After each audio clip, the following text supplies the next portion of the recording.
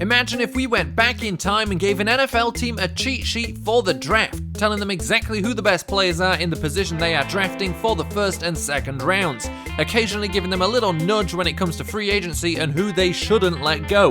What would those teams look like now if they were able to always play the draft perfectly?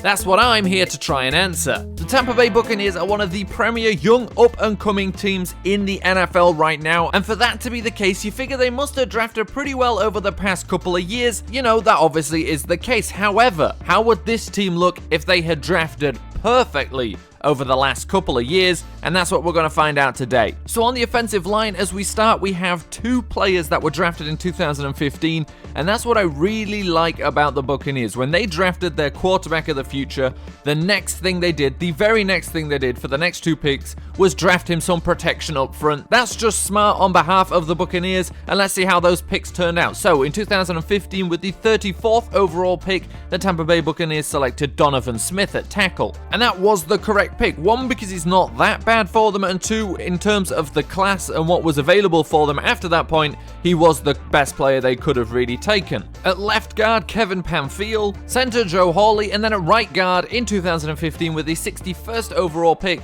the Buccaneers selected Ali Marpet. And that was the correct pick, not just because of the class, but because that was one of the best players you could have taken regardless of what position you were picking at. And then finishing off the line at right tackle, DeMar Dotson. So onto the tight end position, and we start with a current player, Cameron Brate. However, in 2014 with the 38th overall pick, the Buccaneers selected Austin Seferian-Jenkins. Ability-wise, probably not a bad pick, with the fact he's not on the team anymore because of the trouble he's getting himself in. Obviously not the correct pick. CJ Fedorowicz was a man they could have taken in that position instead, and that completes the top line here, and we move down to the wide receivers. So our number one wide receiver in 2014 with the 7th overall pick, the Buccaneers selected Mike Evans, and it was a strong year for wide receivers, but they were correct with this one. Mike Evans, absolutely the correct pick for them. And next season, he's going to be teaming up with DeSean Jackson on the other side. Obviously, a recent free agent acquisition, a very, very good free agent acquisition for them. And then patrolling the slot for them, Adam Humphries. And that finishes the wide receiver group, which looks very nice now. Very interested to see how this team does with DeSean Jackson stretching the field for them. So we move on to the running back position. In 2012, with the 31st overall pick in the draft, the Buccaneers selected Doug Martin at running back. And that was the correct pick. Now, Doug Martin has been hot and cold over recent years, but he was about as good as they could have got at that position.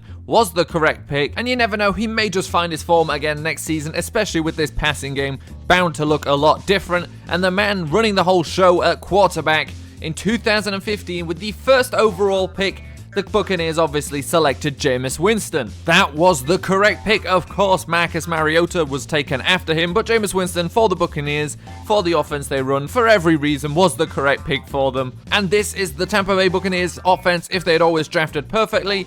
And the only difference is basically they'd have one more tight end. They've been drafting pretty darn well over the past few years. As a matter of fact, they have got 83% of their picks in the first 2 rounds on offense, as good as they could have got them. And the one that was wrong, CJ Fedorowicz instead of Austin Seferian-Jenkins, wasn't even as much on ability, rather on character. The Buccaneers on offense have been doing pretty well. Let's take a look at how they've been doing on defense. So on defense, we start with the safeties, and in 2012, with the 7th overall pick, the Tampa Bay Buccaneers selected Mac Barron. Now, Mac Barron is a very, very good 4-3 outside linebacker, and we're going to bend a little bit. Although he was a strong safety, we're going to give them a free safety here in this situation. Harrison Smith was a man they could have taken instead, and then at the strong safety position, a man they've just picked up in free agency, JJ Wilcox. And with that, we move on to the linebackers. Starting at right outside linebacker in 2012 with the 58th overall selection, the Tampa Bay Buccaneers selected Lavonte David. Lavonte David has been underrated pretty much his entire career, although he did make it to the Pro Bowl in 2015, but he was named first team All-Pro 2 years before he even made it to a Pro Bowl. Lavonte David, absolutely the correct pick.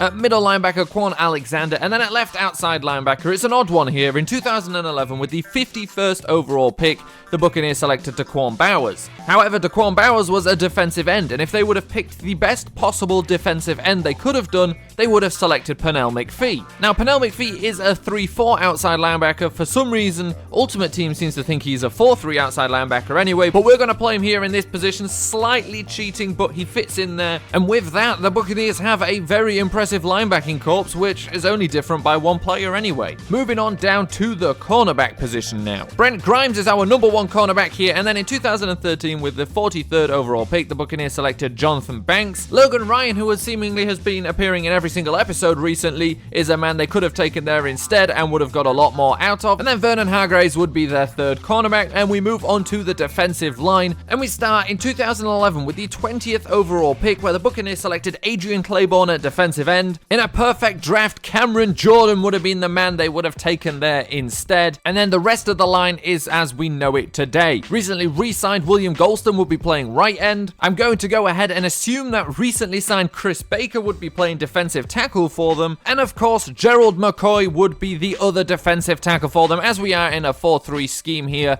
And this is the Buccaneers defense. Not crazy different outside of a couple of positions, but it's those couple of positions that I think definitely turns this team from being a young team on the rise to a championship caliber team.